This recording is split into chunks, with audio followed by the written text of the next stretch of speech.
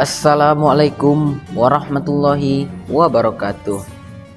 Alhamdulillahirabbil alamin, wassalatu wassalamu ala asyrofil anbiya'i wal mursalin wa ala alihi wa ashabihi ajmain, amma ba'du. Puji syukur kepada Allah Subhanahu wa taala yang telah memberikan kita karunia dan rahmatnya sebagaimana yang bisa kita rasakan pada saat sekarang ini. Salawat beriringkan salam tak jemu-jemunya kita panjatkan kepada Nabi besar Muhammad SAW yang telah merubah pola pikir manusia dari alam kebodohan menuju alam yang penuh ilmu pengetahuan sebagaimana yang kita bisa rasakan pada saat sekarang ini. Hai sahabat MSenda, pada kesempatan kali ini saya akan membawakan pidato singkat yang berjudul Untung Rugi Orang-orang di Bulan Ramadan.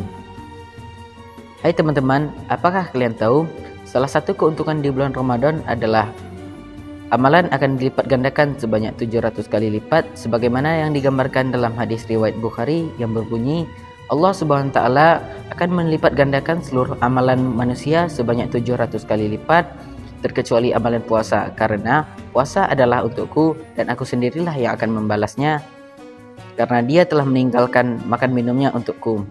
Hadis riwayat Bukhari. Dan salah satu keuntungan lainnya adalah seluruh setan-setan dan iblis diikat di bulan Ramadan dan pintu neraka ditutup serapat-rapatnya. Dan kerugian di bulan Ramadan adalah orang-orang yang lalai dan enggan membuat kebaikan.